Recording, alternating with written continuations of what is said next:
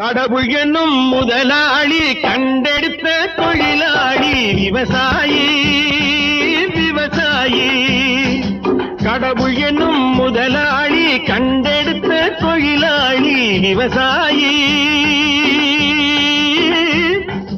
விவசாயி.